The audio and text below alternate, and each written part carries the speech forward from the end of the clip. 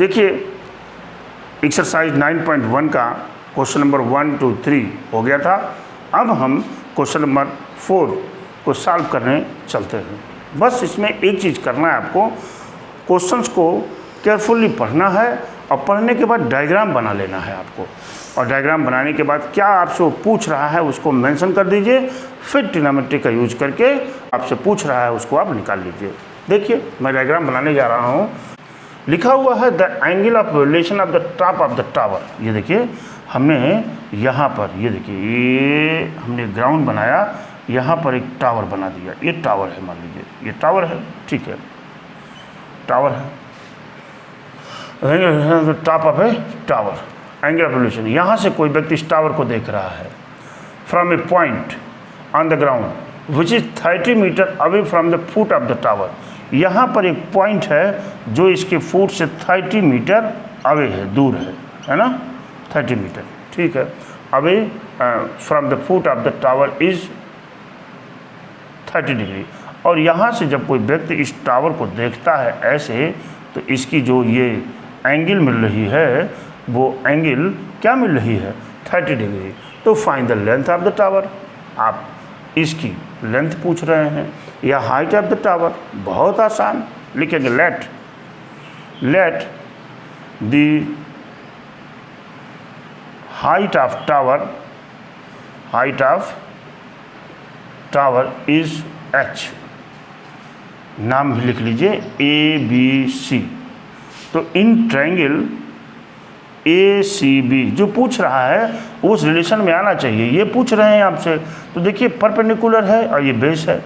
जब इस 30 डिग्री को हम कंसिडर करेंगे तो ये बेस हो जाएगा। तो आप जानते हैं tan 30 degree equal to perpendicular, यानी AB अपान बेस का मतलब BC। tan 30 की वैल्यू होती है 1/√3। This will be equal to AB मतलब h और BC का मतलब 30। तो यह चीज़ इक्वल टू मिल जाएगा कहाँ पे, यह चीज़ इक्वल टू यहाँ पे लिखते हैं, यह चीज़ इक्वल टू मिल जाएगा 30/√3। और जब हम इसको रेशनलाइज कर देंगे, ये देखिए तो इम्प्लाइज कर देगा यह चीज़ इक्वल टू 30√3/3। ये अगेन इम्प्लाइज करेगा यह चीज़ इक्वल टू, ये देखिए 10 तियाँ 30, 10√3। ये हो जाएगी इसकी height. Hence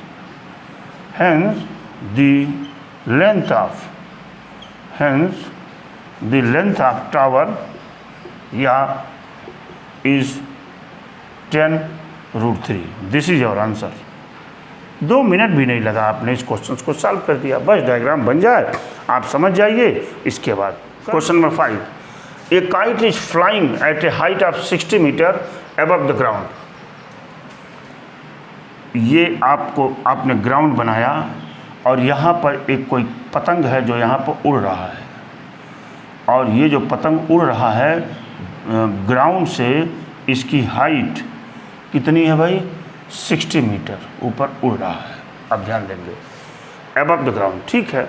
the string attached to the kite is temporarily tied to point on the ground. अच्छा, यहाँ पर क्या करते हैं, जो ये यहाँ से जो स्ट्रिंग है, डोरी जो है, डोरी यहाँ पर बिल्कुल फिक्स की गई है, बिल्कुल tight to a point on the ground, ठीक है। The inclination of the string, जो स्ट्रिंग का झुकाव है with the ground is 60 degree. ये जो है कितना है, 60 डिग्री है, ठीक है। Find the length of the string. इस length of the string value पूछ रहा है। Find the length of the string assuming that there is no slack in the string. यानी ये कह रहे हैं बिल्कुल ये तनी हुई है स्ट्रिंग, जो काइट से डोरी आ रही है, ज़मीन पर बधी हुई है ग्राउंड पर, वो बिल्कुल तनी हुई है। तो आप ये कह रहे हैं कि अगर आप ये काइट आपका ग्राउंड से 60 मीटर ऊपर उड़ रहा हो और उसके किसी ग्राउंड के किसी पॉइंट से उस काइट्स को जब देखा जाता है तो उसका एंगल ऑफ इवैल्यूएशन 60 डिग्री हो, तो आप कह रहा है कि लेंथ ऑफ स्ट्रिंग बताइए। ठीक है, बड़ी अच्छी बात। देखिए ABC लिखेंगे, let the length of string is x. आपने ले लिया। देखिए यही रिलेशन आना चाहिए, ये लंब बटे कर्ण परपेंडिकुलर अपॉन हाइपो, किसका रिलेशन है? साइन का। तो लिखेंगे in triangle A C B में sine 60 degree equal to A B upon A C. ठीक है, साइन 60 की वैल्यू होती है √3/2, ए बी की वैल्यू हो गई 60 और ए सी की वैल्यू जो आपसे पूछ रहा है उसकी वैल्यू क्या है? यक्स। ठीक है, यहाँ से यक्स इक्वल टू हो जाएगा 60 × 120 अपान क्या? √3। रेशनलाइज कर दीजिए इसको, क्योंकि जानते हैं कि अगर नीचे रूट आता है तो उसको हम रहने नहीं देते, रेशनलाइज कर देते हैं और यक्स इक्वल टू हो जाएगा 40√3। This is your answer. लिख दीजिए। Hence we can say that, hence 10 इस प्रकार 10 the length of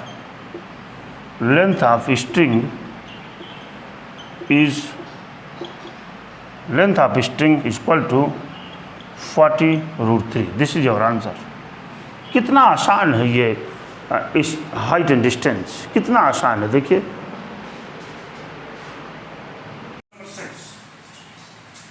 A 1.5 meter tall boy is standing at some distance at same distance from 30 meter tall building. ठीक है, देखिए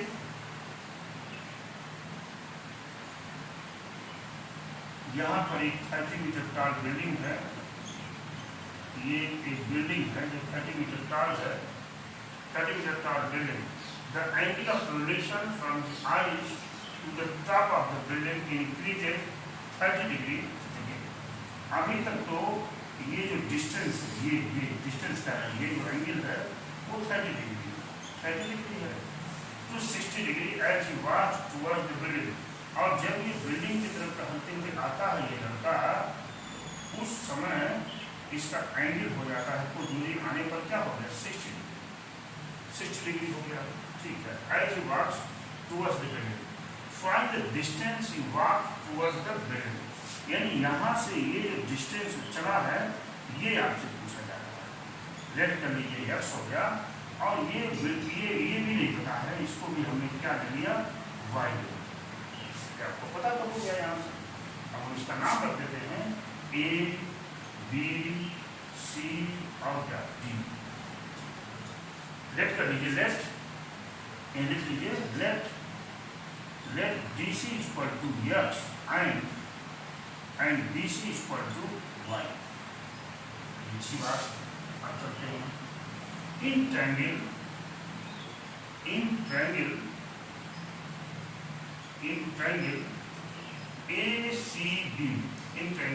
ACB। अगर हम tan 30 डिग्री के रिलेशन को कंसीडर करें, जानते हैं परपेंडिकुलर अपॉन बेस यानी AB अपॉन BC, और tan 30 की वैल्यू होती है 1/√3 इक्वल टू AB। AB की वैल्यू क्या है? 30 अपॉन BC की वैल्यू है y। तो यहाँ से y की वैल्यू मिल जाएगी 30√3। मिल आंसर। बड़ी अच्छी बात। अब हम पूरे एंगल्स को ले लेते हैं। इन ट्रायंगल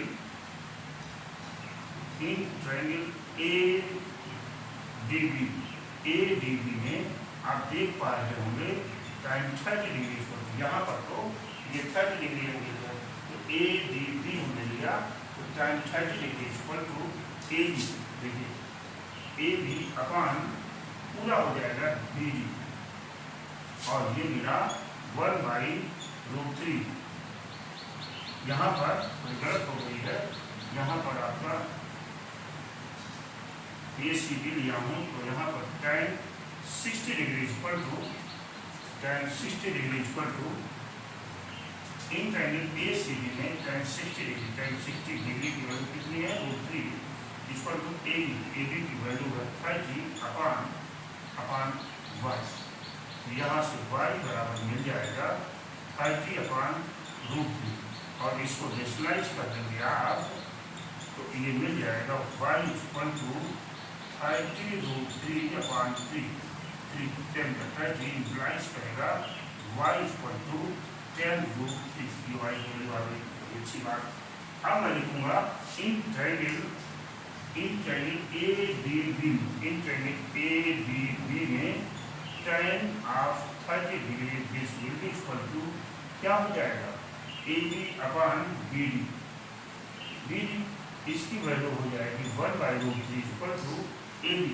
AB की वैल्यू तो 30 मालूम है और BD क्या है x प्लस वाई, और ये मिल जाएगा x plus y equal to 30√3 मिल गया आपको। और यहाँ से y की वैल्यू पुट कर दीजिए x प्लस 10√3 इक्वल टू 30√3, यानी x equal to 30√3 minus 10√3, x equal to 20√3। इतनी दूरी वो चलेगी, किसकी तरफ? टावर की तरफ चलेगी। उतनी दूरी ये 20√3। This is your answer. Question number 7, from a point of the ground.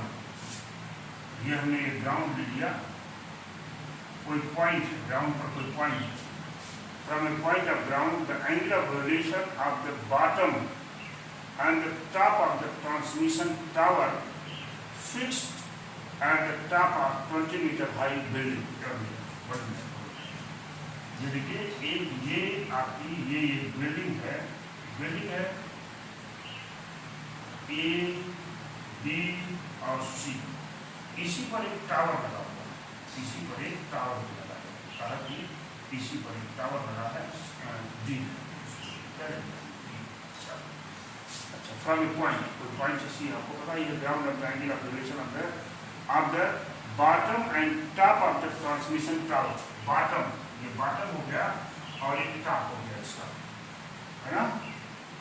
of the bottom and the top of the transmission tower fixed at the top of 20 meter high building। ये 20 metre high building पर इसको fix किया गया है। High building are 45 degree and 60 degree. कहाँ से है? पहले क्या कह रहे हैं?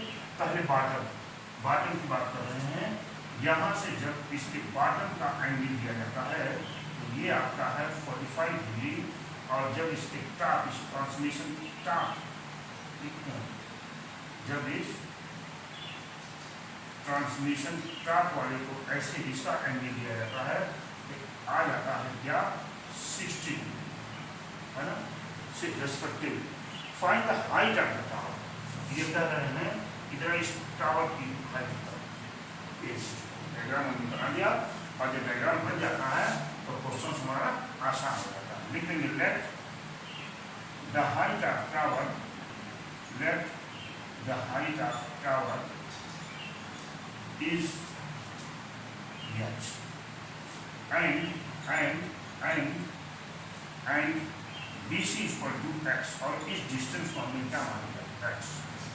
ये अच्छी बात ले लिया हमने, ठीक है। इन ट्रायंगल ACB में देखिए परपेंडिकुलर पॉइंट BC आना है। ज़्यादातर इसमें हम tan को ही यूज करते हैं। ये मिल जाएगा tan 45 डिग्री इक्वल टू क्या? AB परपेंडिकुलर अपॉन बेस का मतलब क्या होगा? BC। tan 45 degree equal to 1, AB की वैल्यू हो गई 20 और BC की वैल्यू हो गई x, यानी x equal to 20 metre. x equal to 20 metre, यानी ये भी कितना मीटर आ गया? ये भी 20 मीटर। अब आप पूरे ट्रायंगल को ले लीजिए, इन ट्रायंगल DCB यहाँ भी tan 60 डिग्री इक्वल टू कौन सा? tan 60 इक्वल टू क्या हो जाएगा? BD upon BC।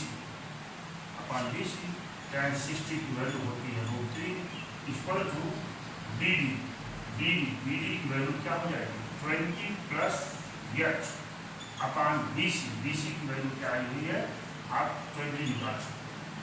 तो यहाँ से हो जाएगा 20√3 इक्वल टू 20 प्लस एच, और यहाँ से एच इक्वल टू 20√3 माइनस क्या 20, यानी एच इक्वल टू 20 अगर कॉमन ले लेंगे तो यहाँ √3 माइनस 1, यही हो जाएगी हाइट ऑफ टावर, है ना। यहाँ लिख दीजिए कि hence the height of tower, hence the height of tower equal to, यहाँ equal to 20 under bracket √3 plus 1. This is your answer.